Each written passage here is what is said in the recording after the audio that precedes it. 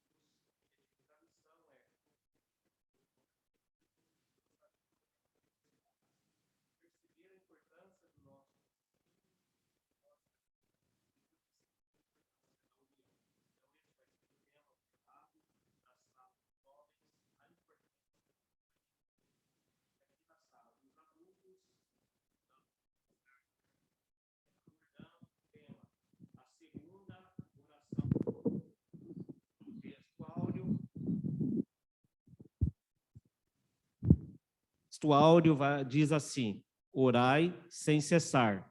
Está em 1 Tessalonicenses, capítulo 5, versículo 17. E os objetivos da lição é mostrar o da oração feita por Paulo. Segundo, explicar a razão pela qual Paulo ora pelos Efésios e ensinar acerca das dimensões que o Espírito Santo esteja no controle, né, de cada lição e que tirar o máximo proveito daquilo que Deus tem para nós. Irmãos, então nós já vamos subir lá com os jovens e o nosso irmão Ricardo vai estar aqui na frente dos adultos.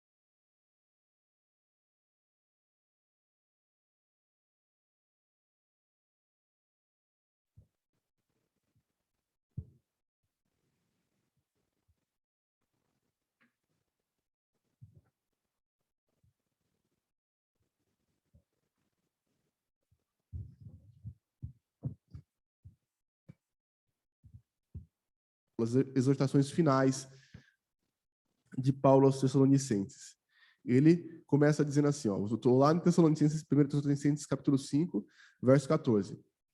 Rogamo-vos também, irmãos, que admoesteis os desordeiros, consoleis os de pouco ânimo, sustenteis os fracos e sejais pacientes para com todos. Cuidem para que ninguém retribua o mal com o mal, mas segui sempre o bem, tanto uns para com os outros, como para com todos. O 16. Regozijai-vos sempre. O 17, nosso textuário. Orai sem cessar. 18. Em tudo dai graças, porque esta é a vontade de Deus em Cristo Jesus para convosco. 19. Não extingais o espírito. 20. Não desprezeis as profecias. 21. Examinai tudo, retende o bem. E 22. Abstende-vos de toda a aparência do mal.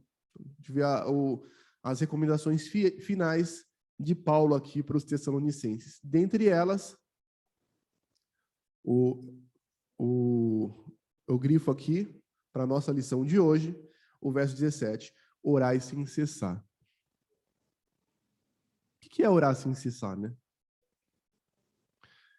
Uma coisa que cessa é uma coisa que acaba, que para. Ela começa, em determinado momento ela para.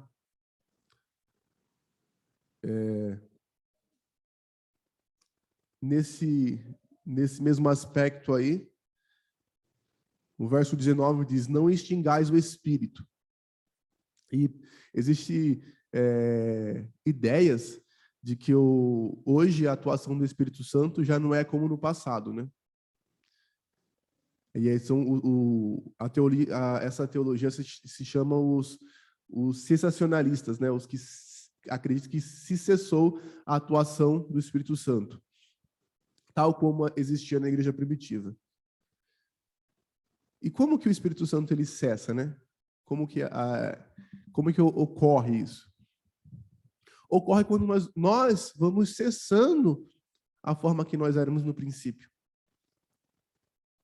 E uma das coisas que faz ele cessar é a gente cessar de orar. Hoje nós vamos estudar um pouquinho mais sobre oração. Vamos estudar alguns aspectos dela. E o importante sobre tudo é praticar a oração.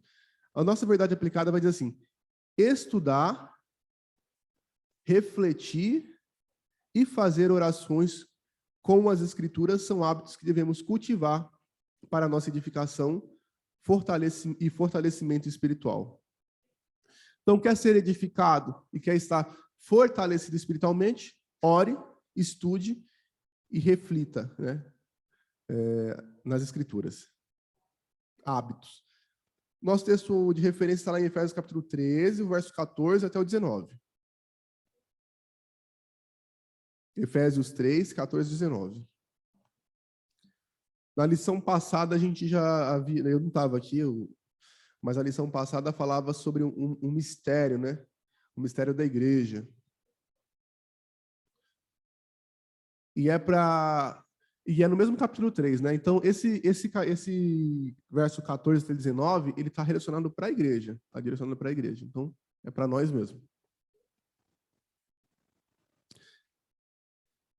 Verso 14 diz assim: por causa disso, me ponho de joelhos perante o Pai de nosso Senhor Jesus Cristo, do qual toda a família nos céus e na terra toma o nome, para que, segundo as riquezas da sua glória, vos conceda que sejais corroborados com poder pelo seu Espírito no homem interior, para que Cristo habite pela fé nos vossos corações, a fim de, estando arraigados e fundados em amor, poderdes perfeitamente compreender com todos os santos qual seja a largura e o comprimento e a altura e a profundidade, e conhecer o amor de Cristo, que excede todo o entendimento, para que sejais cheios de toda a plenitude de Deus. Esse é o nosso texto de referência, está lá no Efésios capítulo 3. E no ponto 1 vai dizer assim, ó, o modelo ideal para chegar-se a Deus. Esse é o nosso primeiro tópico. Irmãos, o que é um modelo? Alguém tem uma ideia do que é um modelo? Olhando lá para o mundo, existe as modelos, né? Top models. Modelo é aquilo que vem como referência de algo. Por exemplo, as top models, né? As modelos tops, elas são para o mundo aí o que a gente chama de modelo ou referência de beleza, né? Quando você vai fazer alguma coisa, um trabalho, um serviço, às vezes você tem um modelo. O irmão Josafat, que ele vai fazer um sapato, por exemplo, ele tem um molde que é um modelo do sapato, né? Para acertar o tamanho do pé. Se você for fazer qualquer coisa, uma cadeira, hoje você já sabe de cor como que é, mas você começa com um modelo pronto. Vou cortar a madeira desse ou daquele outro jeito. Isso é um modelo. E para você chegar a Deus, tem um modelo? Tem um caminho padrão? Eu costumo dizer que na igreja a gente não pode nos prender, mas existe sim. Que foi aquele que ele diz lá na Verdade Aplicada, né? Estudo a palavra, reflexão na palavra, oração. Então, são referências de como nós vamos nos achegar a Deus. Para isso, vamos começar lá em Mateus 6, porque hoje o tema é a primeira parte falando sobre oração. Então, Mateus 6.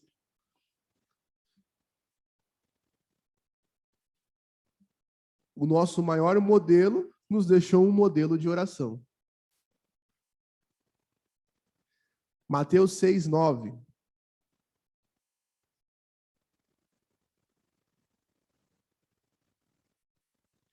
Sermão da Montanha, a oração modelo.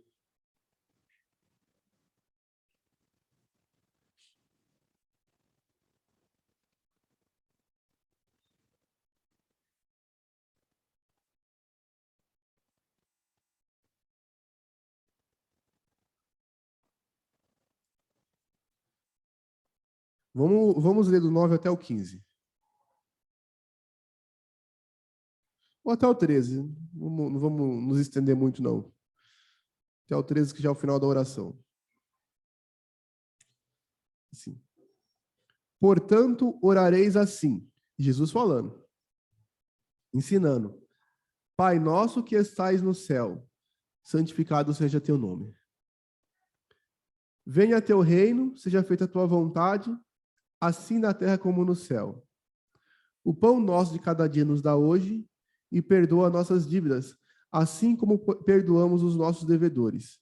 E não nos deixe cair em tentação, mas livra-nos do mal, porque teu é o reino, o poder e a glória para sempre. Amém. Então, Jesus ele mostra o modelo, uma oração. Lembrando que isso é um modelo, é um caminho a ser seguido. Você não deve ficar preso, falar, olha, sempre eu vou orar com essas mesmas palavras, porque a oração, antes de tudo, ela é uma comunicação entre você e Deus.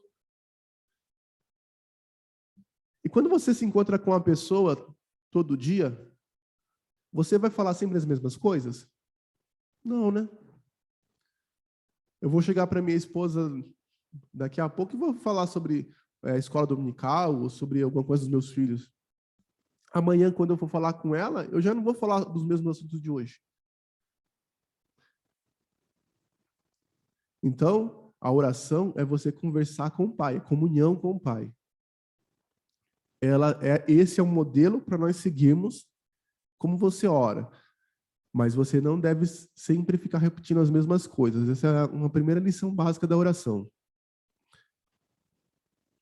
Olha como ele começa. Pai nosso que estais no céu. Eu já grifo essa parte aqui. Ele começa se referindo para quem ele está fazendo oração. Para Deus o Pai. Eu acho tão interessante que aqui na lição ele vai falar que Paulo também vai chamar de Pai. Tem um motivo porque ele usa Pai e não Yahvé, ou Deus.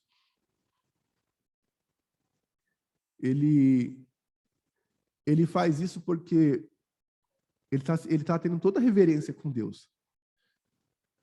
Lembra que um dos mandamentos no Antigo Testamento, uma ideia que é até hoje, é: não tomeis o nome de Deus em vão. Os judeus, eles tinham a maior preocupação em tomar o nome de Deus em vão.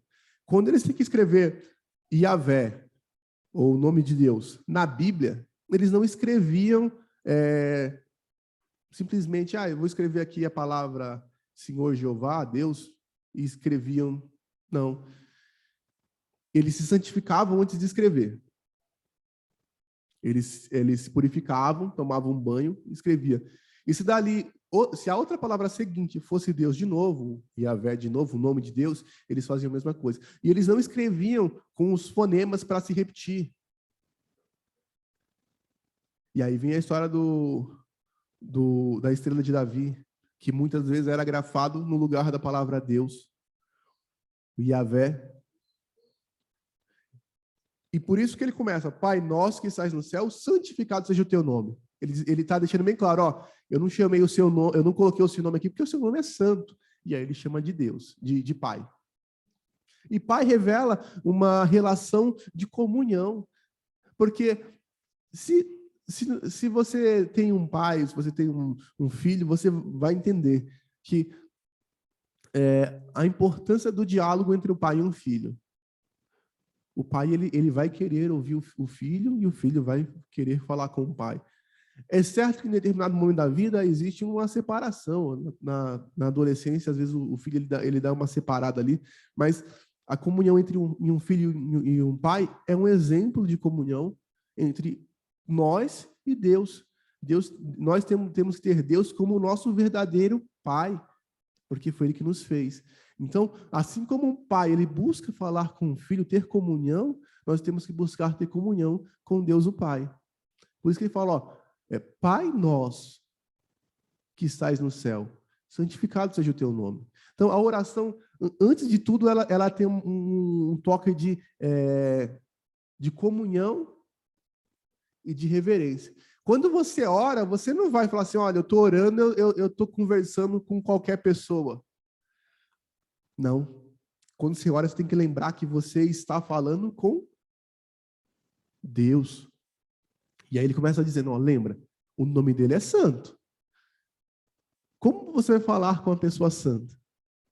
Como você vai se achegar a ele? Com toda a reverência possível.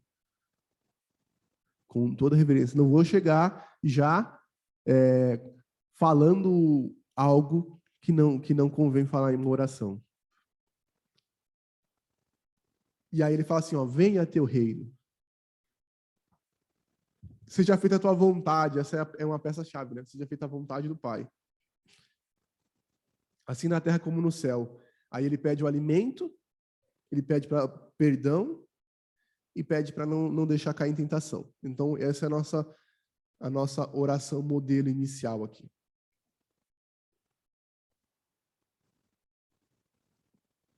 Amém? 1.1, um motivo da oração pelos Efésios. Aqui a gente vai olhar por que Paulo estava orando para os Efésios lá no capítulo 3 de Efésios. Aqui vale a gente lembrar que ele está orando por pessoas cristãs já experientes. Ele não está orando por não cristãos. Lembrando que a gente está falando sobre a igreja, o mistério revelado da igreja. E mesmo assim, ele vai fazer uma oração para que nós possamos receber as riquezas da glória dele, né? Lá no verso 16, para que segundo as riquezas da sua glória, vos conceda que sejais corroborados com poder pelo seu Espírito no homem interior. O 1.2 vai falar sobre a atitude de oração e o 1.3, o alvo da oração. Irmãos, pergunta aqui para os irmãos aqui. Existe uma posição certa para orar? No 1.2 vai falar sobre isso. O que os irmãos acham com isso? Vou ouvir um pouquinho os irmãos aí. Posição para orar. Eu falei de reverência. E agora?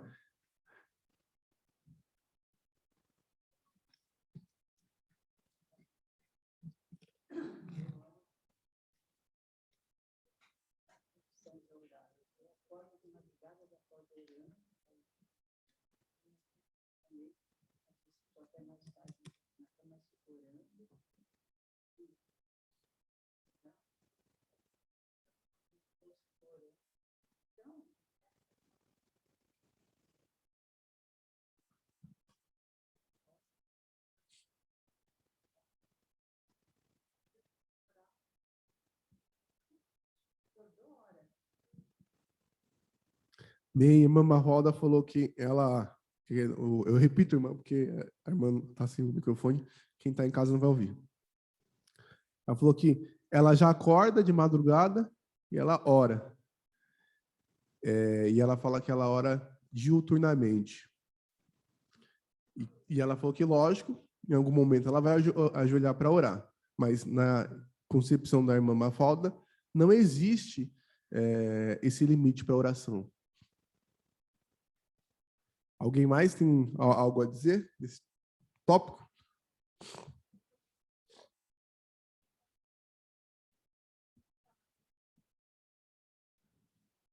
Irmã Helena falou a mesma coisa, concorda com a irmã Mafalda. Irmã Gracete apontou que concorda.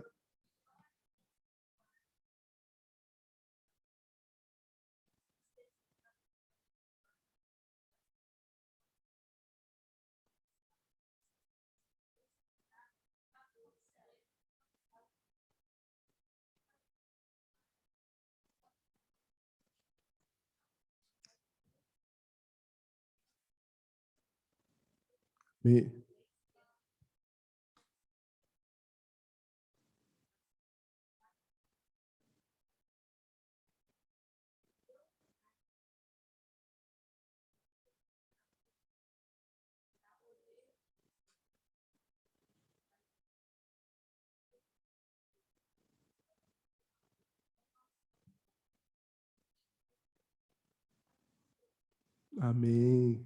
Ó, a irmã Helena contou aqui uma experiência. Ela estava no ponto de ônibus, né, irmã Helena? E chegou motoqueiros que iam assaltar um carro com 4 rapazes.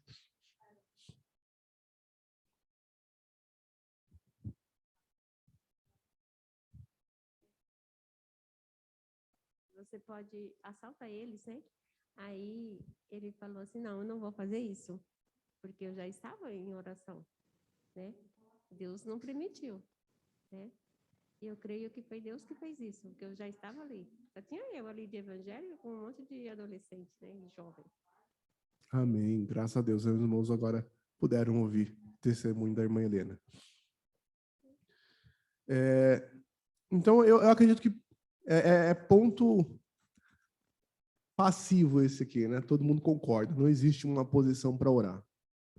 E a gente precisa deixar isso bem claro, porque durante um certo período da igreja tinha esse medo, né?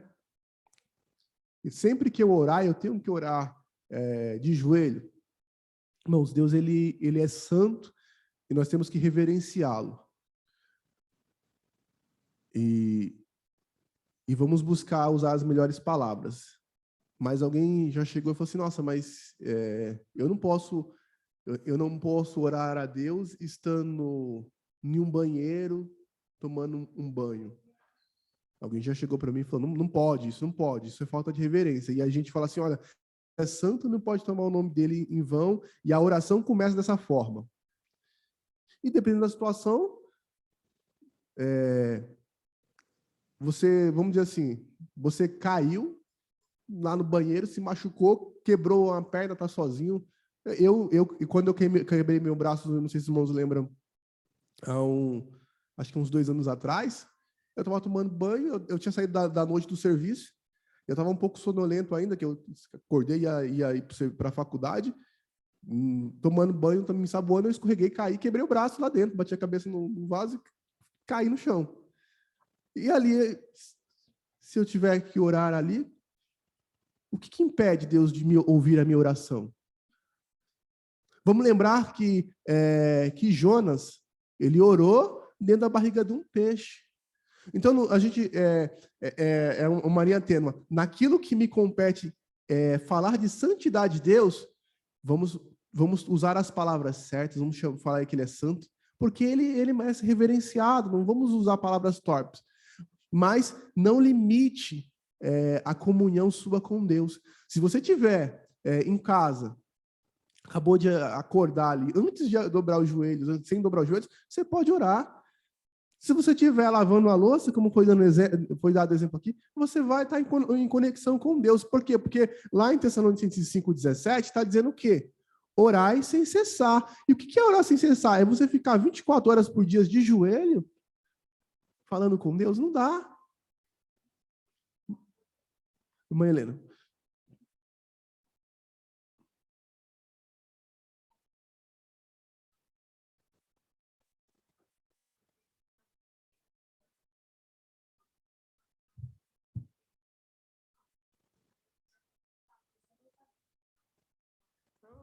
Na segunda oração, e eu sempre peço a oração pelos meus filhos, né? Domingo, qualquer hora eu peço a oração por eles, né? Aí, quando eu cheguei em casa, meu celular estava descarregado, eu pus para carregar, aí tocou. Aí era um amigo dele falando assim que ele estava no hospital, né? Aí, conforme estava no hospital, mas estava bem. Eu falei assim, mas ele está bem mesmo? Por que ele foi para o hospital? Então, se ele estava bem, poderia ir. Aí eu cheguei lá e ele estava naquela sala, né? De área de risco, né? Aí, em observação, aí um rapaz falou assim, o guarda, ó, essa sala aí é só por Deus, para sair daí, né? Porque ele corre risco, né? Eu falei assim, pois é, pai, Deus vai tirar ele daí. Eu fui pro banheiro, dobrei meu joelho ali no banheiro do Bangu, né? E comecei a orar. Eu falei, Jesus, meu filho vai sair daqui e bem, saudável e com vida, né? E quando foi 3 horas da manhã, o telefone tocou para ir buscar ele no hospital. Mas ele correu risco mesmo ali, de vida pancada. Amém, glória a Deus. Irmãos, então, nesses exemplos, a gente vai vendo já 2 coisas aqui que, primeiro, não existe local, posição ou circunstâncias que nos impede de orar. E segundo, a importância. A gente sabe que sem comunicação as coisas não dão certo. Tudo que você vai fazer em grupo, você precisa se comunicar muito bem. Não é? Vamos fazer a igreja, ela não existe sem comunicação. Se o pastor ele prega, mas ele não avisa, não dá os avisos finais, como que a gente vai saber que daqui até o final de novembro, dia 27, 28 de novembro, vai ter a festividade da mocidade? Ele tem que avisar. Ele tem que avisar, olha, a escola dominical é 9 horas, mas vai ter daqui a uns dias, vai ter um dia que provavelmente não vai ter escola dominical, porque vai ser o dia do Ebon, o dia do Ebon lá na sede domingo. Então ele precisa avisar, porque senão os irmãos vão vir para cá e não vai encontrar ninguém. O que é isso? Comunicação bem feita, tem que ser muito bem comunicado. E com Deus a gente precisa manter esse vínculo de comunicação, contando nossas dificuldades, nossos problemas, nossas aflições, entregando a Ele tudo aquilo que nos causa ansiedade, que nos causa medo e que nos alegra. Porque aí, quando você passar por uma situação dessa, ele já vai estar atendendo. Ele já vai estar pronto a atender. Manter esse vínculo, essa comunicação é essencial para a vida do cristão. Comunhão com o Pai você consegue se comunicando com Ele. Oração.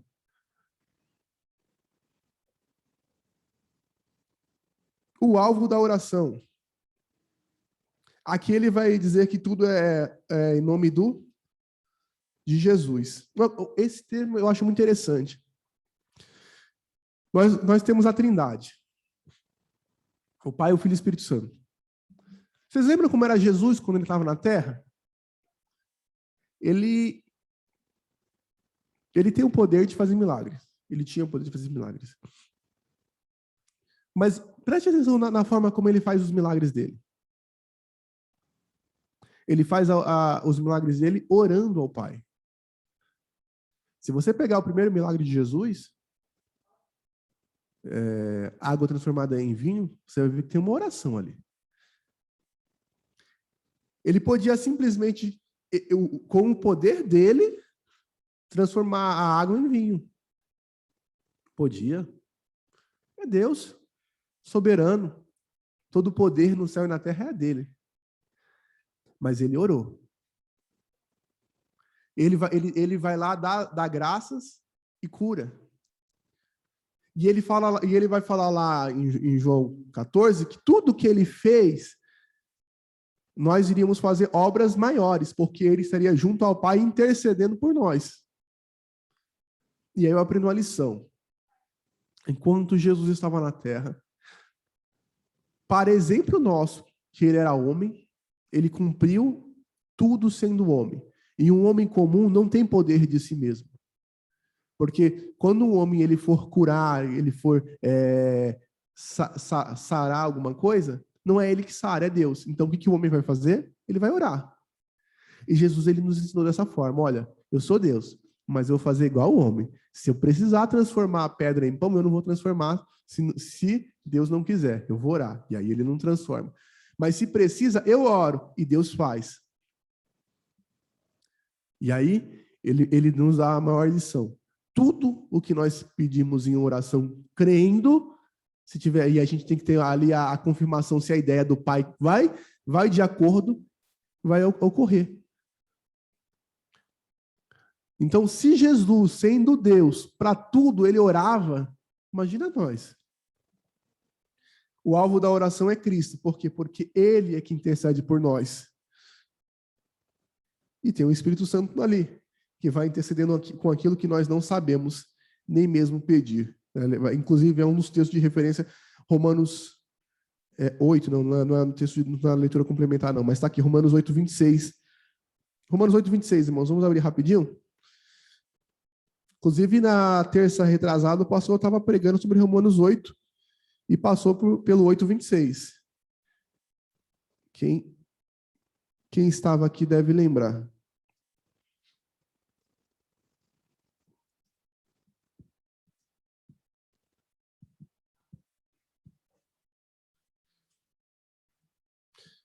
Romanos 8, 26 diz assim: da mesma maneira, o Espírito nos ajuda nas fraquezas. Que Espírito é esse? Espírito Santo. Ele nos ajuda nas nossas fraquezas, nas nossas debilidades, naquilo que nós não temos força, né? Porque não sabemos o que nos convém pedir, mas o mesmo Espírito intercede por nós com gemidos inexprimíveis. Com aquilo que eu não sei expressar, ele intercede por nós. Eu não sei o que eu preciso realmente. Imagina um bebezinho lá que ele não sabe ainda falar, ele está com fome, mas ele nem sabe que ele está com fome, ele começa a chorar.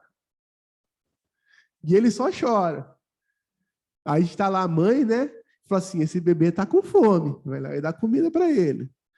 Aí ela ouve outro choro e fala, não, esse choro aqui não é de fome não, esse choro aqui é uma dorzinha, tá com cólica.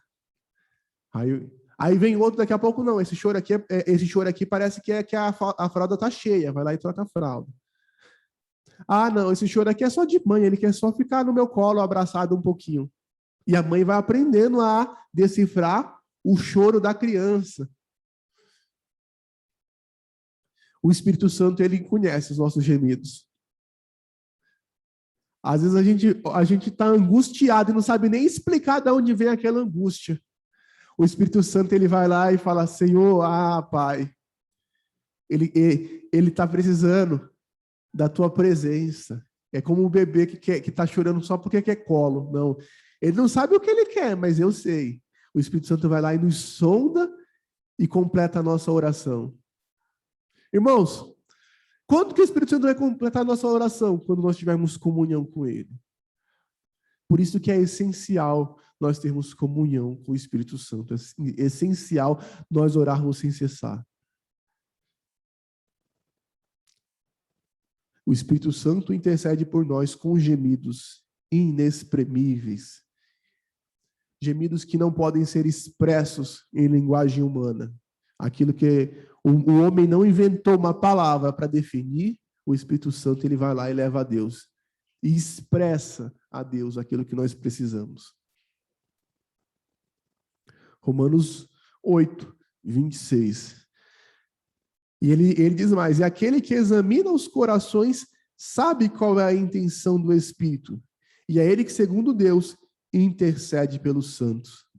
Então, assim, olha, o Espírito Santo, ele examina o seu coração e ele conhece a intenção, a sua intenção. Salmo 139, né? Ele nos sonda e nos conhece, por dentro e por fora.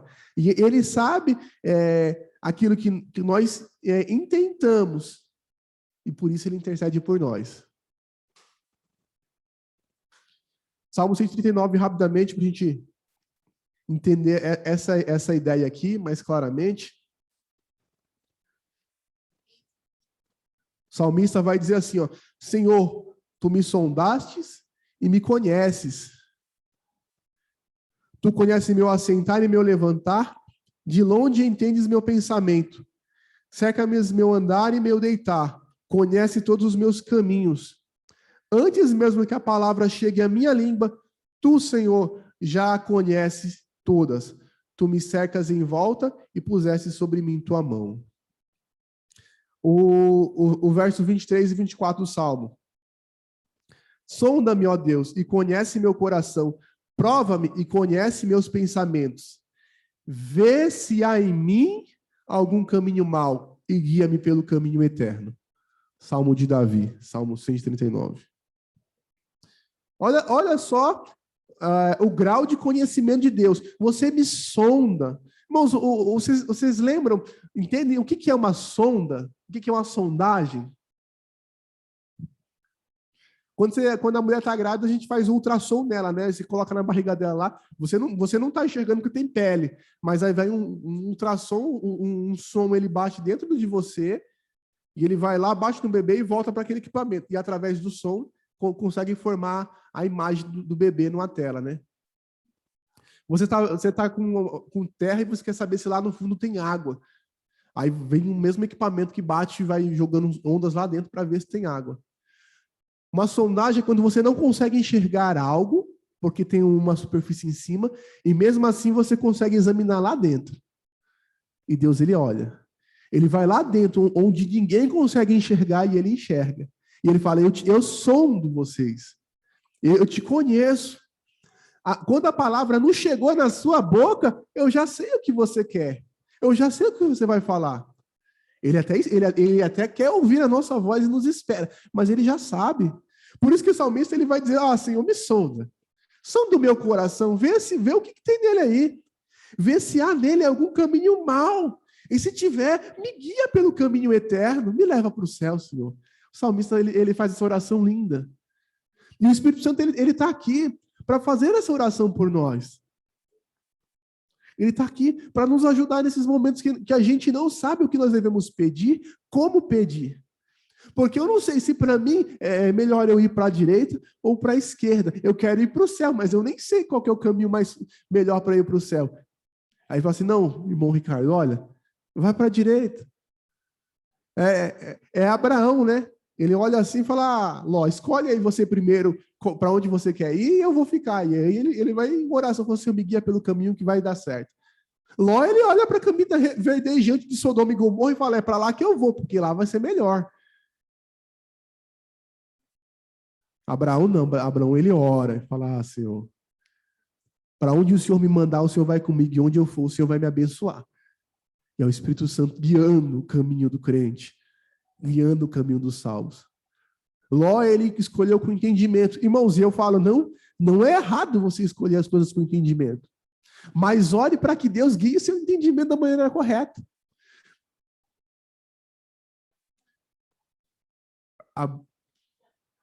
Abraão tinha intimidade com Deus.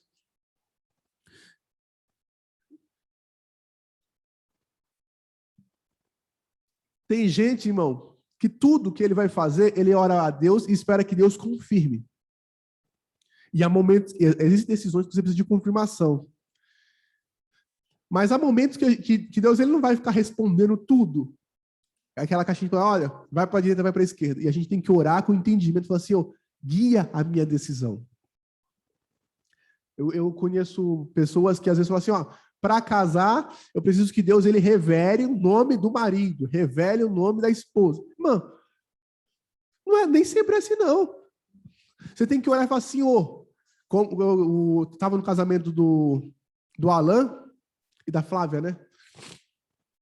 E eles oravam, olha, eu quero uma esposa assim, como eu, quieta, porque ele mesmo diz que ele é quieto, né? O Alan, ele é mais reservado. Mas ele não fala, eu quero... Ele ora e Deus responde. Eu preciso casar, eu quero que Deus revele o nome. Não. Ora para que você encontre, olhe para Deus guiar a sua decisão. Os dois são parecidos. O pouco que a gente conhece já parece que são... Mas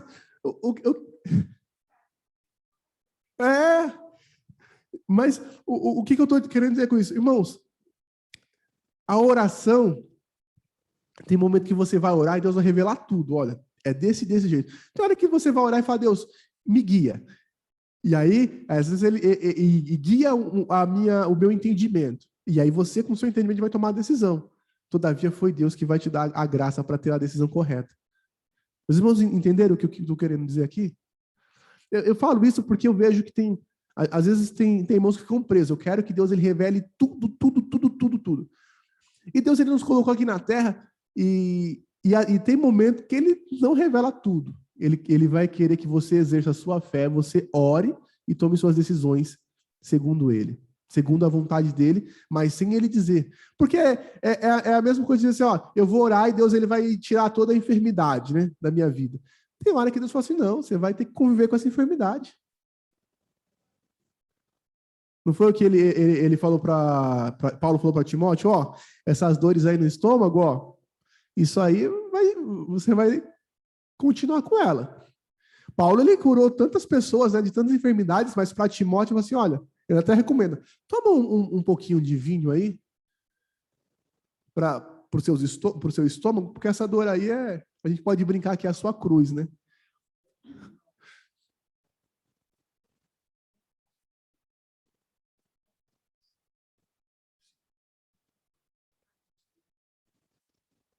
Ela trabalhava na igreja, congregava lá no Antônio Cardoso. Ela tinha um congresso, ela fazia tudo, era assim.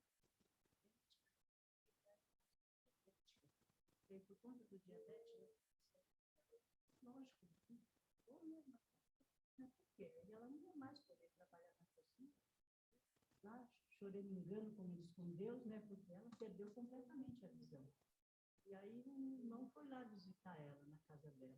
Foi lá fazer uma visita, aí ela falando, né? Porque agora não podia mais trabalhar. Aí Deus usou o irmão para falar. A minha graça te basta. A minha graça te basta. A graça, ela, depois disso, ela continuou, quando vinha assim alguém na casa dela, cozinhava, ela lavava a roupa, segue com tudo. Então, a graça de Deus nos basta. Tem hora que nós temos que passar por isso. Ela era uma mulher de Deus, Deus já passou que ela ficou cega. Louve a Deus, que a graça dele é seu descanso de ser. Se as coisas, quando eles tinham que viajar, quando ela levantava de manhã, que era menina nova, né? Ela não tinha preparado papel, ela tinha cega de tudo. A graça de Deus nos basta. Tem hora que passa por alguma situação, mas nós temos que estar debaixo da graça de Deus. Minha irmã Mafalda contou um testemunho aqui da esposa do pastor Samuel e chegamos num versículo que eu não tinha separado, mas porque o contexto do versículo, 2 Coríntios 12 e 9, diz assim, mas ele disse, minha graça te basta, porque meu poder se aperfeiçoa na fraqueza. Se a gente ler o contexto do capítulo 12 de 2 Coríntios, Paulo está fazendo o quê? Uma oração, e o tema de hoje é oração, né? Ele vai dizer que ele conhece o homem, se no corpo ele não sabe, se fora no corpo não sabe. Ele foi arrebatado ao terceiro céu, e lá ele ouviu palavras inefáveis, da qual não é lícito falar para os homens. E aí ele fala que para ele não se engrandecer na sua revelação, foi enviado um mensageiro de Satanás para o esbofetear. É o verso 7, né? E para que não me exaltasse pela excelência das revelações, foi-me dado um espinho na carne, a saber, um mensageiro de Satanás, para me esbofetear, a fim de não me exaltar. O que Paulo está fazendo? Está orando por um problema dele. Problema esse que é a discussão aí, o que é. Mas ele estava orando para Deus ele responder. Ele foi respondido? Foi. Era do jeito que ele queria? Não. Ele queria que o espinho da carne saísse.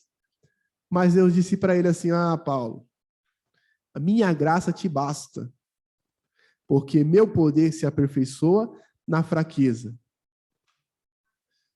Isso é a resposta de Deus para a oração de Paulo. Irmãos, a graça de Deus, ela basta para tudo. Para tudo, a graça de Deus, ela nos basta. Você pode enfrentar as maiores dificuldades com a graça de Deus, você vai sair vitorioso. Paulo ele vai dizer lá em Filipenses, a gente falou, né? Olha, sei estar abatido, sei ter abundância, sei ter fartura, mas sei padecer necessidade. Por quê? Porque em todas essas coisas nós somos mais que vencedores em Cristo Jesus. Então, a oração ela vai nos fortalecendo até nesse ponto de sabermos enfrentar os nãos de Deus. E sabemos que os não de Deus, eles são para o nosso bem. Que os espera mais um pouco, são para o nosso bem. O ainda não é a hora, é para o nosso bem. O não, isso aqui é para ser desse jeito mesmo. Porque aí é um segredo, né? Porque o meu poder se aperfeiçoa na fraqueza. Quanto mais você vê que você é fraco, mais o meu poder vai fluir através da sua vida. Esse, irmãos, é o tópico 1.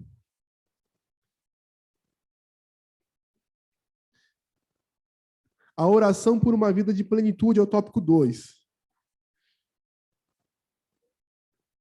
Irmãos, aí o Paulo está orando para os Efésios terem o quê? Uma vida completa na presença de Deus. Uma vida plena. Por isso, daí vem a palavra plenitude. Uma vida completa. Paulo está orando não para que os Efésios eles sejam ricos, eles sejam famosos, eles tenham paz em tudo que eles fizerem com a paz mundana. Não, ele está orando assim: vocês precisam de ser completos, com todas as riquezas de Cristo. É isso que Paulo ele vai orar. Ele quer que os Efésios eles sejam plenos, eles tenham as riquezas do poder celestial, e ele quer que a habitação de Cristo habite no coração deles. Vamos ler lá a sequência do verso. O nosso de referência, Efésios 3. É o verso 16 e o 17.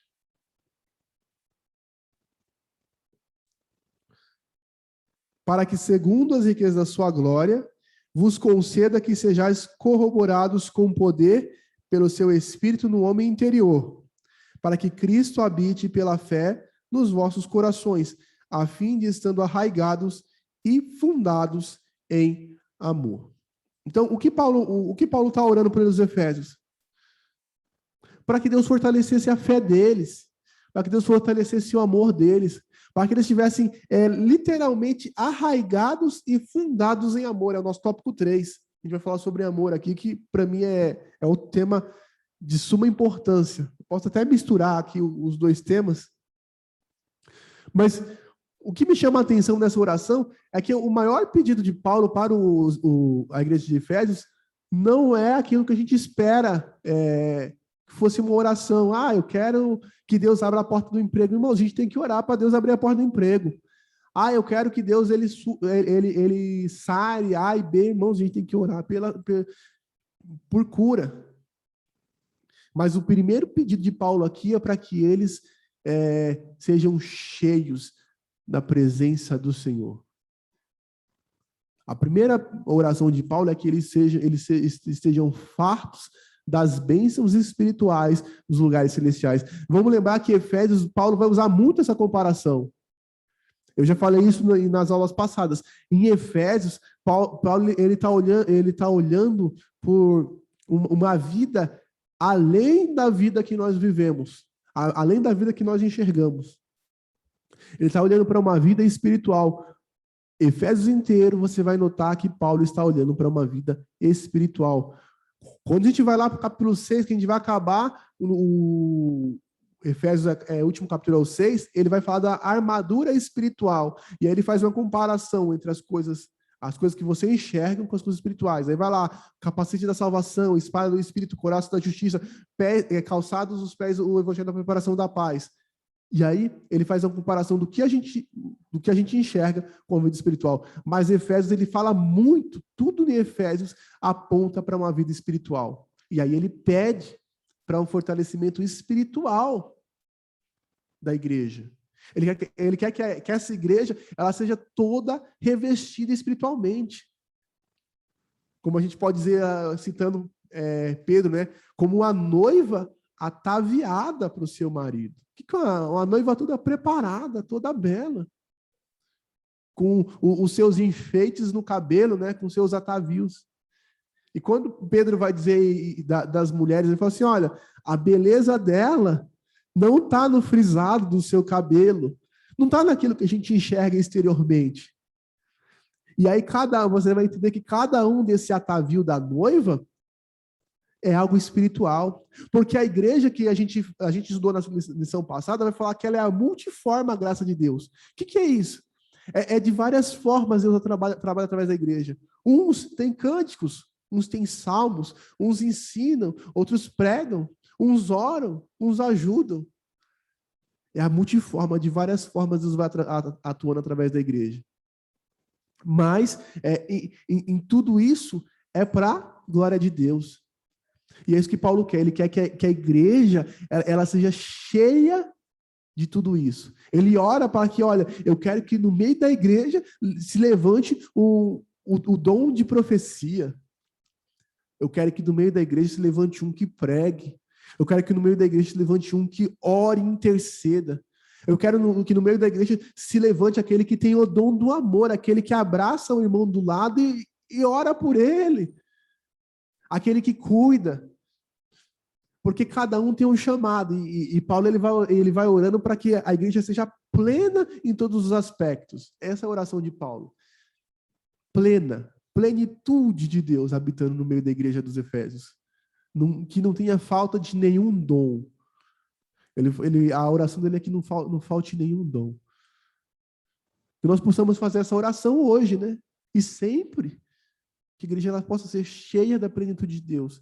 Que não falte nenhum dom. Que exista o dom de línguas, que existe o dom de discernimento de espírito, que existe o dom da sabedoria, da palavra do conhecimento, que existe o dom do amor, o dom da fé. Mas irmão, fé, existe a fé como um dom, sim. Existe a fé salvífica, existe a fé, aquele que tem o dom de fé, que quando ele ora, com a fé dele é tanta que as coisas acontecem.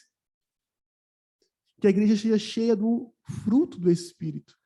O que é isso? Que a igreja tenha paz em todos os momentos da sua vida, que ela tenha o gozo, a alegria, que seja uma igreja temperada, que não existam pessoas que elas se irritam facilmente, mas que elas saibam ser têmperas, que elas saibam ser mansas. É essa a oração de Paulo.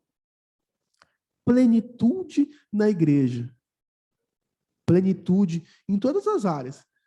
Plenitude na forma como vive, na forma como cultua, plenitude nos dons espirituais, maturidade espiritual. O que é maturidade espiritual? É o crente que ele já passou de um certo tempo e ele sabe que vão ter problemas, mas ele vai saber enfrentar cada problema com maturidade. E o crente ele tem que chegar nessa estatura, a estatura do varão perfeito, né? Vai vir problema? Vai, mas eu sei que Deus ele está na frente do problema. Vai vir dificuldade? Vai, mas eu sei que Deus ele tem o controle de tudo. Vai ter hora que eu vou querer chorar, eu vou querer me esconder, vai, mas eu sei que Deus está comigo nesse momento. Vai ter hora que você vai até achar que o pastor não gosta de você, porque ele não te dá oportunidade, porque ele não fala com você. Deus está com você nessa hora.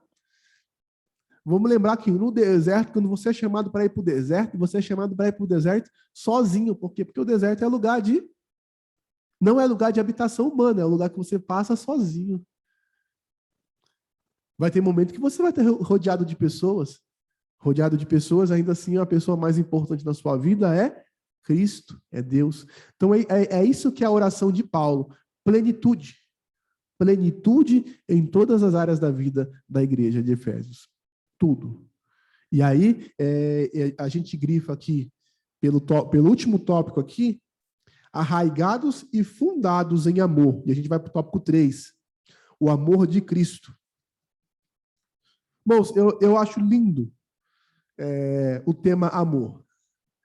Se a gente pegar o tema amor, a gente vai de Gênesis a Apocalipse, a gente vai achar um livro repleto de amor. Se eu abrir a Bíblia aqui em um capítulo qualquer e você ler a Bíblia, você vai ter que notar o amor. Porque o tema central da Bíblia é o sacrifício de Cristo, que é a revelação do seu amor. Jesus é a revelação de Deus. Jesus é a revelação do amor. A divisa que a gente chama que é a divisa da Bíblia, né? João 3,16, né? Porque Deus amou o mundo de tal maneira, está falando de amor. Eu acho lindo o hino 88 da harpa cristã, e ele fala, Jesus, meu rei, mestre e senhor, né? E lá no coro ele fala assim, revela-nos, Senhor. Ele faz um pedido, revela-nos, Senhor.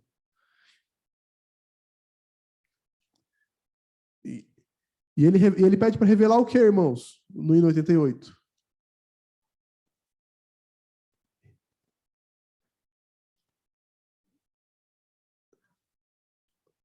O hino 88, eu falei, revela-nos, Senhor. O que ele pede para revelar lá no hino 88? Revela-nos, Senhor, Jesus, meu Salvador, as maravilhas mil do teu divino amor.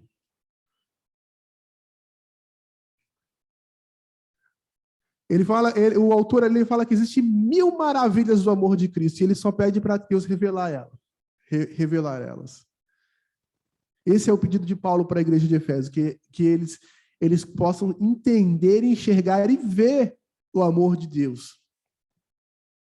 O amor de Cristo. Que a igreja possa ver o amor de Deus. Irmãos, quando Deus revela o amor para o seu povo, o povo muda. Não tem como ficar do mesmo jeito. E a pergunta é, como Deus revela o seu amor para nós?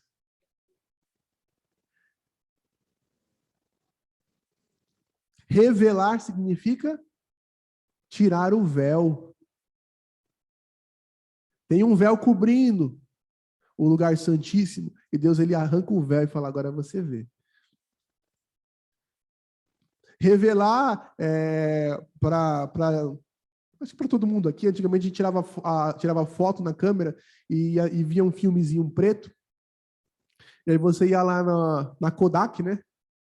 Aí você falava, revela esse filme para mim, porque estava tudo preto. Aí ele revelava lá com a luz vermelha, a luz ultravioleta, e aí formava ali uma imagem. E aí você podia ver essa imagem. E às vezes parece que para nós o amor de Deus ele está escondido, a gente não está enxergando ele direito. E aí Deus ele tem que revelar para nós. Irmãos, qual que é o método de revelação do seu amor? Primeiro, a maior revelação do amor de Deus foi Cristo. Quando Cristo ele vem na terra, ele é o amor revelado. Ele é o amor encarnado. Legal esse termo encarnado, né? O Ebon está falando da encarnação de Cristo. Jesus, ele é Deus encarnado. Jesus, ele é Deus, o amor encarnado. Ele é a revelação suprema do amor. Mas não se assuste se quando Deus ele for revelar o amor dele para você, você, por alguns instantes, tiver de passar por um momento de sofrimento. Porque você vai... irmão, fica à vontade. Você vai, para você, muitas das vezes, enxergar o amor de Deus, você vai passar igual Paulo. Você vai pegar aquele espinho na carne, aí vai sentir aquela dor, e vai orar para Deus arrancar o espinho de você. Aí você vai falar, não, Deus ele não foi tão amoroso comigo, porque ele não tirou o espinho da carne, o meu espinho da carne. Vai falar como a esposa do pastor Samuel, a mãe dele, se eu falei tão errado, a mãe dele. Deus ele não foi tão amoroso comigo, porque ele não me recobrou a vista. Deus ele não foi tão amoroso comigo, porque ele não fez aquilo que eu pedi. Como um filho que pede algo para o pai e não é respondido da maneira que quer. Mas a revelação do amor de Deus é exatamente quando ele não nos dá aquilo que nós achamos que precisamos, mas ele não dá aquilo que nós realmente precisamos. Como um pai que cuida de um filho, e ele sabe que o filho todo dia ele quer comer doce, açúcar, refrigerante, e o pai fala assim, não, eu não vou te dar. O filho vai olhar para o pai e vai falar assim, pai, você não me ama? Você não gosta de mim? Eu quero. E o pai fala, não, é porque eu te amo que eu não te dou. E aí você vai revelando. Porque tem gente que para conseguir o carinho de uma criança faz tudo o que a criança quer. Não é? Tem gente que faz desse jeito. Porque aí a criança, eu quero ir ficar com ela. Só que com o passar do tempo, essa criança vai adquirir problemas. Esse mesmo capítulo de Coríntios 12 aqui, eu gosto muito desse versículo, verso 15, 2 Coríntios 12, 15. Irmãos, esse versículo aqui, eu já citei para os irmãos mais de uma vez, eu tenho certeza que os irmãos vão lembrar. Ele diz assim, eu, de muito bom grado, gastarei o que tenho e me deixarei gastar pela vossa alma. Se mais vos amo, serei menos amado. É uma pergunta. Em outras traduções, mesmo que amando-vos cada vez mais, seja de vós menos amado. 2 Coríntios 12, 15. Isso é amor. Isso é enxergar o amor. Paulo diz assim, olha, eu de muito boa vontade me gastarei e me deixarei gastar por vós. Mesmo que vocês me amando menos, ou mesmo que com o resultado disso, vocês me amem menos, eu vou fazer isso. Isso é revelação do amor. Esse versículo é lindo, porque um pai, às vezes, ele vai ter que dizer não para o filho, ele vai saber que o filho vai ficar aborrecido com ele. Mas amar é isso mesmo. Ainda que o resultado a consequência do meu ato seja a pessoa gostar menos de mim, se for para o bem dela, eu faço. O meu filho não vai gostar de ficar de castigo esse ano porque ele não fez a lição de casa. Mas eu vou ter que deixar ele de castigo. Porque, do contrário, se eu quiser só agradar ele para ele me amar, lá no futuro ele vai se dar mal. Então é melhor que ele fique com raiva de mim, que ele fique aborrecido, mas que no final ele se dê bem. Porque eu amo. No fim.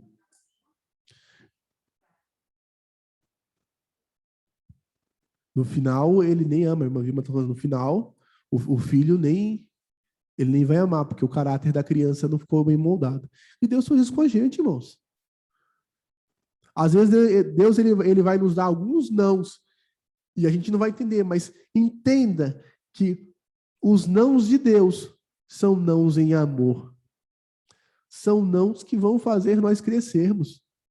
Por isso que Paulo ele vai orar para que a igreja aos Efésios elas consigam entender o quê?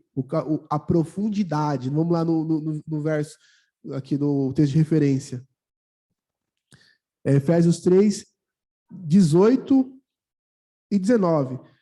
Poderdes perfeitamente compreender com todos os santos qual seja a largura, o comprimento e a altura e a profundidade, e conhecer o amor de Cristo, que excede todo entendimento, para que sejais cheios de toda a plenitude de Deus. Então, Paulo está dizendo assim, tem que conhecer todas as dimensões do amor. A largura, a altura, a profundidade, o comprimento. A graça de Deus é sinônimo de amor. Como que é o hino 205? Ele vai dizer que é mais alto que todo pensamento, né?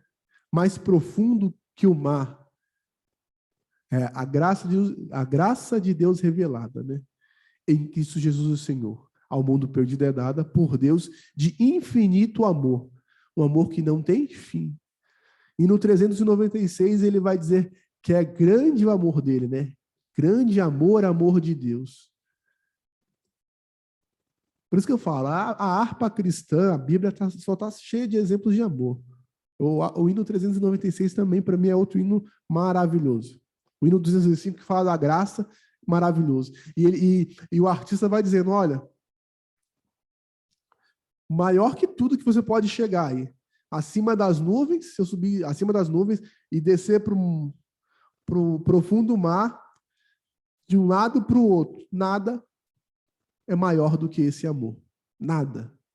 O amor de Deus, ele é infinito. Ele não tem fim. Uma coisa infinita é uma coisa que não tem fim. E Paulo, ele pede para que nós possamos enxergar, entender esse amor. Entender o amor do Pai é o que Paulo está orando para a igreja dos Efésios. Entenda. Perceba. Perceba o amor de Deus, entenda. O amor de Deus, ele não é um amor que faz tudo aquilo que nós queremos. O amor de Deus é um amor que nos leva para o melhor lugar que nós podemos estar. O amor de Deus é o amor que nos leva para o céu. É um amor que nos leva para junto dele, para nós entendermos e sentirmos a plenitude de Deus. Isso é o amor de Deus. Tópico 3, o amor de Cristo. Eu já li aqui, né? E o tópico 3.3, o amor de Cristo excede todo o entendimento.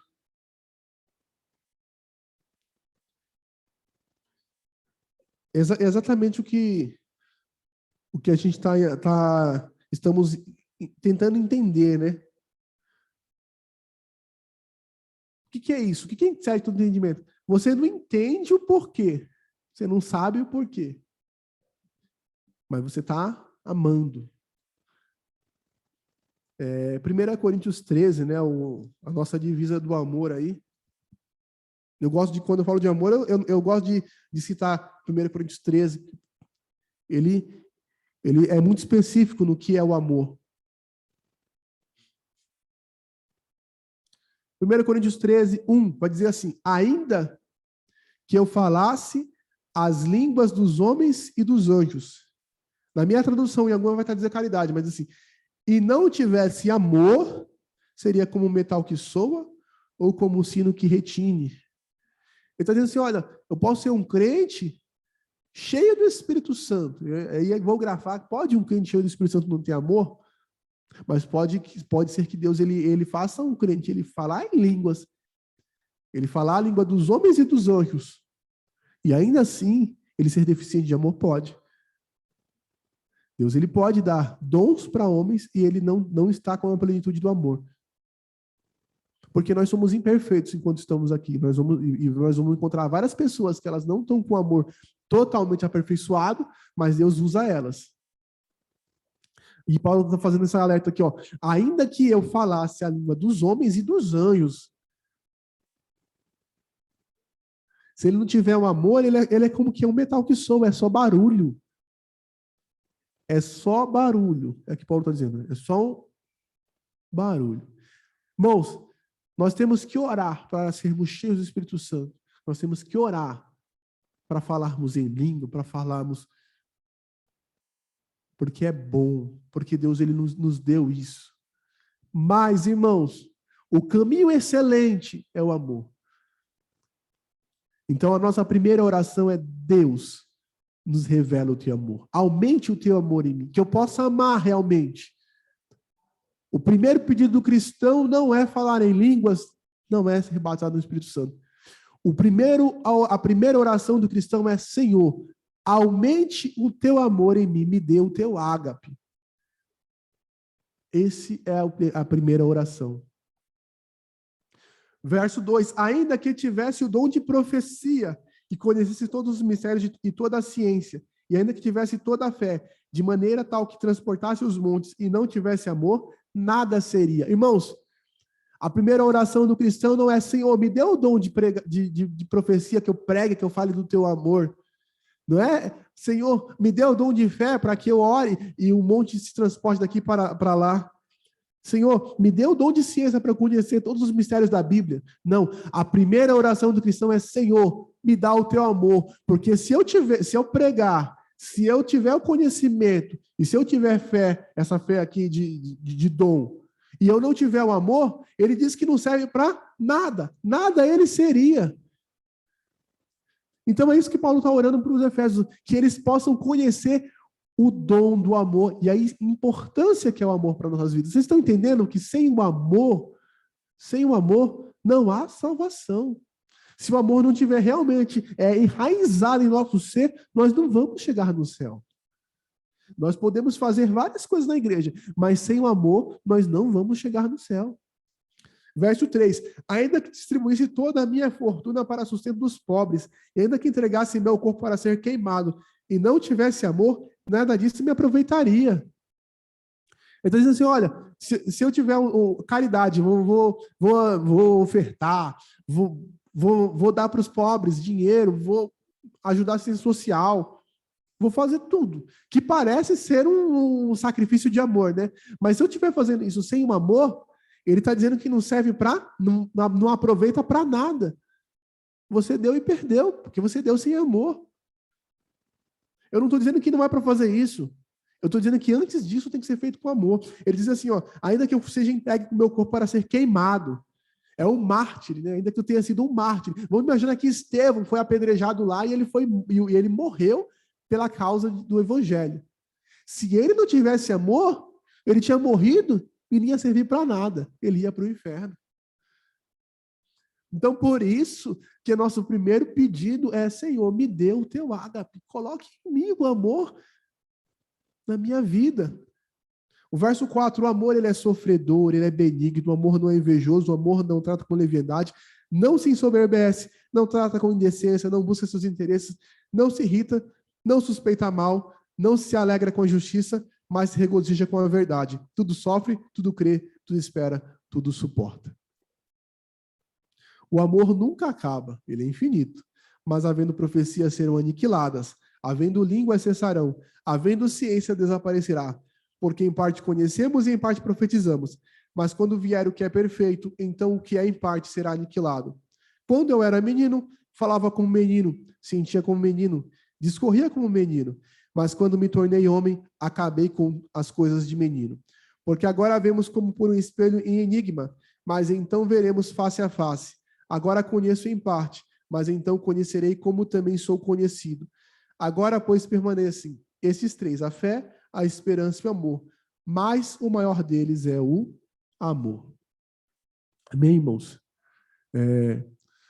Grifando aqui para os irmãos. A lição hoje é isso aqui. Eu já até fechei a revistinha e cheguei no final. Então, a lição de hoje é: Paulo ele vai fazer uma oração pela igreja. A gente chegou lá no capítulo 3, nos primeiros versículos até o 15, ele falando de um mistério revelado, a igreja. E aí ele vai falar de oração. Ele vai orar para que a igreja receba toda a plenitude de Deus. E aí eu falei que a igreja seja cheia de tudo, né? Que tenha pregadores, que tenham cantores, que tenham dom de ciência, que tenha tudo. Mas e aí ele conclui dizendo que a igreja precisa aprender qual que é todas as dimensões do amor. Então que hoje nós tenhamos aprendido isso. A importância da oração, da comunhão em oração. E sobretudo, irmãos, qual é a coisa mais importante para nós pedirmos em oração? O amor. Vamos pedir a plenitude de Deus em todos os aspectos da igreja. Que nós sejamos repletos de todos os dons. Mas que o mais importante. Porque tem gente que tem um dom A ou um dom B. Mas todos têm que ter amor. Todos. Se a gente voltar no capítulo 12 aqui de 1 Coríntios, está fácil, a gente vai ver que ele está falando sobre os dons espirituais, no capítulo 12. A gente lê o último versículo ali, o 31. Se a gente voltar um pouquinho antes, né? Tem todos os dons de curar? Não. Tem todos os dons de falar diversas línguas? Não. Todos interpretam? Não. Então, no capítulo no Coríntios 12, ele vai dizer dos dons, e ele vai dizer que a gente tem que buscar ter dons.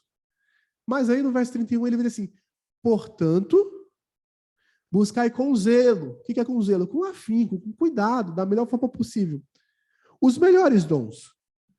Paulo dizendo, busque os melhores dons. Aquilo que você acha que é o melhor, não busca. Não tenha vergonha de buscar o que você acha que é o melhor.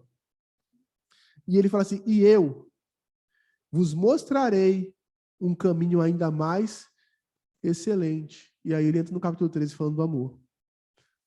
Irmãos, todos os dons, Paulo ele vai orar para Efésios que todos os dons nós temos que ter na igreja. Mas nem todos vão ter todos os dons. Uns vão ter dons, outros vão ter outros. Mas o amor, todos temos que ter.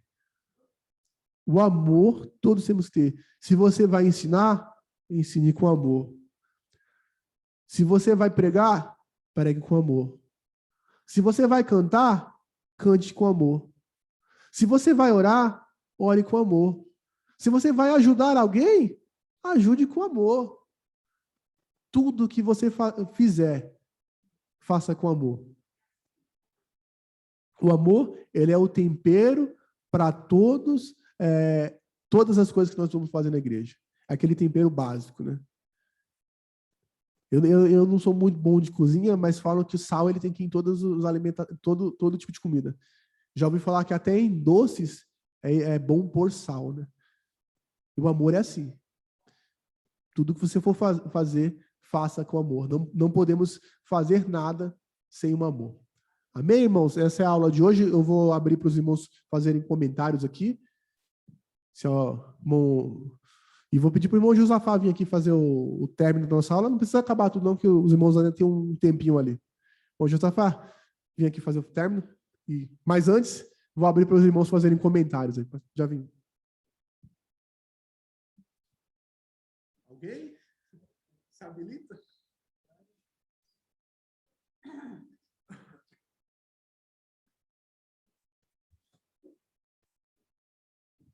Paz do Senhor para todos, né, irmãos? Amém. Graças a Deus pelas lições de hoje. E nós temos mesmo que estar em oração constantemente, né? Que nem foi colocado aqui, se é uma maneira de orar. Não há uma maneira de orar, nenhuma maneira de nós nos colocarmos de joelhos, porque muitas das vezes não tem condições de nós irmos para os joelhos mesmo. E o apóstolo Paulo ele vai dizer, olha, orar sem cessar. Então, a gente tem que estar constantemente orando, né? Como algumas irmãs falam, ou mesmo o pastor fala, né? Quando estou na louça, estou orando. Quando estou deitado, estou orando. Quando estou no banheiro, estou orando.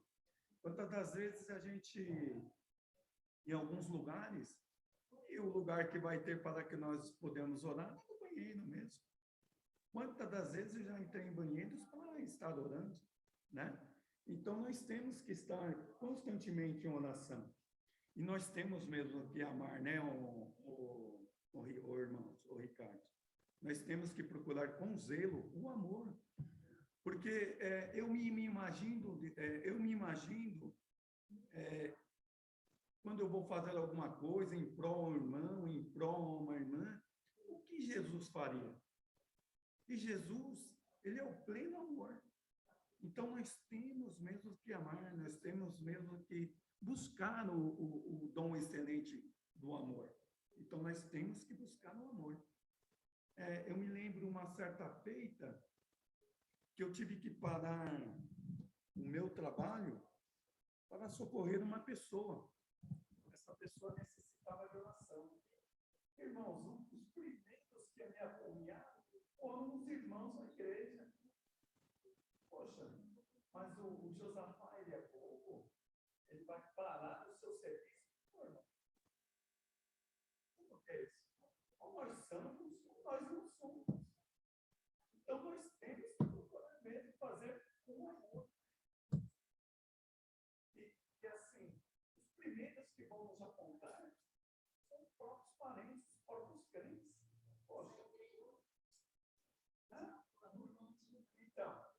Então, o que Jesus faria? Então, eu posso sempre pensar nisso. O que Jesus faria? Então, essa é a minha opinião, a colocação sobre a oração, sobre o amor. Né?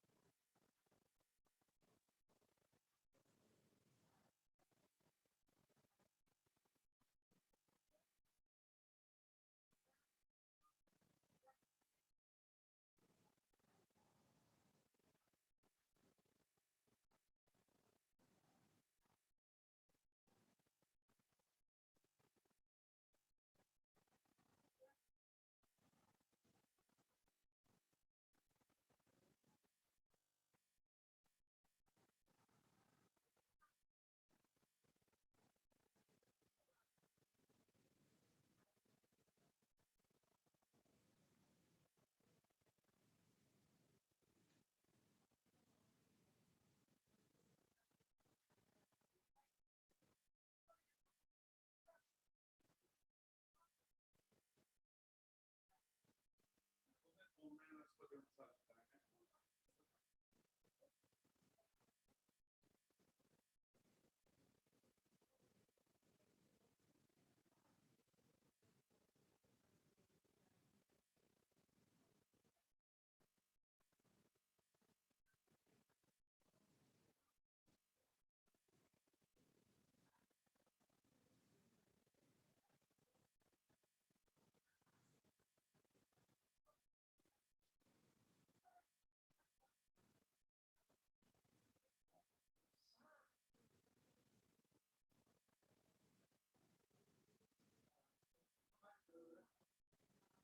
A passar o sacerdote, que era uma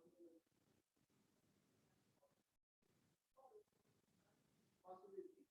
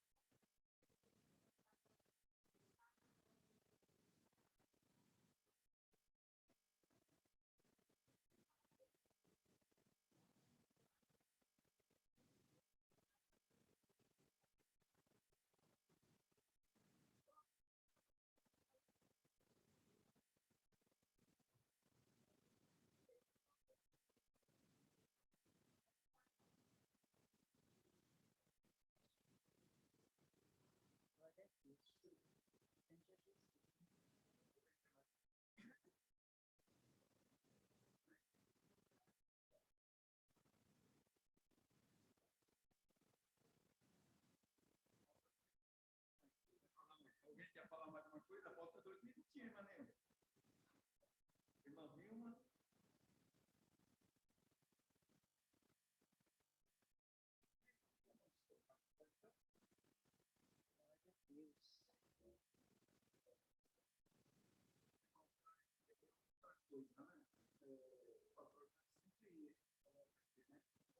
E quando nós vamos orar, nós temos que acreditar mesmo, né? É assim. Nós temos que ousar, irmãos, né? Ousar é acreditar mesmo que Deus vai fazer o milagre acontecer, né? Eu tive, assim, muitas experiências de ousar na oração e falar assim, olha, eu vou orar, depois você vem e conversa comigo, porque vai dar tudo certo, Deus já vai fazer, né? Eu vou orar e você pode vir só testificar. Assim, esses dias eu foi uma moça na sapataria e ela contou eu falei, não, irmão, eu vou orar. Depois você vem só me comunicar, certo? Porque Deus ele vai fazer. Então a gente tem que acreditar. Nós temos que crer Deus, colocar na nossa percepção, né, cara? E essa moça não sabe. Ela foi lá agradecer. Deus ele fez. Ele fez. Eu acreditei. E ele fez, deu tudo certo. Isso é maravilhoso.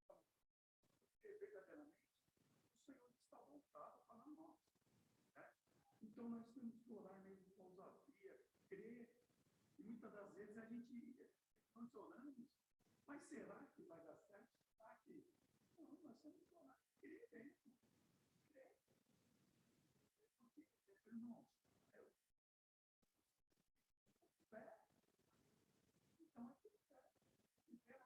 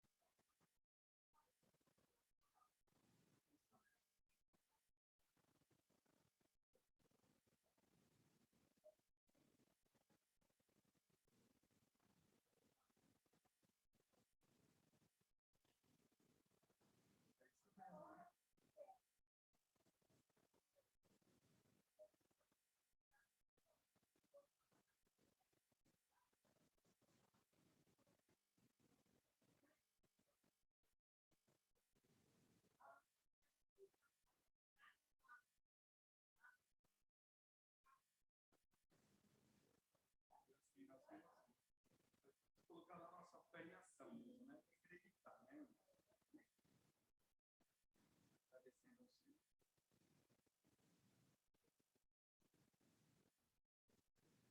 Senhor eterno Deus, Pai santo e maravilhoso, Senhor, nós queremos te louvar, Deus. Nós queremos, Pai querido, Senhor eterno, estar na tua presença. Muito obrigado, Senhor eterno, pela aula de hoje, Pai querido, Senhor. Que nós possamos estimular a cada dia a nossa fé, Senhor. E termos amor, Pai querido, Senhor eterno, para com o próximo. Nos ensina, Senhor eterno, Pai. Nos guarda, nos livra de toda tentação, de todo mal. Senhor, de toda seca maligna, Pai querido, Senhor eterno, Pai. Visita as nossas famílias aqui, Pai querido, Senhor eterno, nesta manhã abençoada, meu Deus. Pai, abençoe a cada dia o Ricardo, Senhor, que tem nos ensinado. Pai querido, Senhor eterno, através da tua palavra. Fortalece a cada dia, Senhor eterno, o teu filho, Senhor, a sua família. E que ele possa, Pai querido, Senhor eterno, estar nos ensinando, meu Deus. Abençoa também os nossos pastores, Pai querido, Senhor eterno, que tem trazido a tua palavra neste lugar, meu Deus. Abençoe a tua igreja aqui representada neste lugar, Senhor, no Parque Novo Latório. Pai querido, Senhor eterno, também nos leve em paz, Senhor eterno, para os nossos lares. Nos dê uma boa semana na tua presença. Que mais à noite, Pai, nós possamos estar aqui na tua presença, Pai. Senhor, tu está no controle de todas as coisas, Pai querido, Senhor eterno. Senhor, sede conosco. Repreende também toda a força oculta, Pai, que tenta, Senhor eterno, contra as nossas vidas, meu Deus. Pai, é no teu nome que nós queremos te agradecer e te louvar, Senhor, em nome do teu filho amado Jesus. Amém e amém. Graças a Deus. Está terminado o nome de Deus.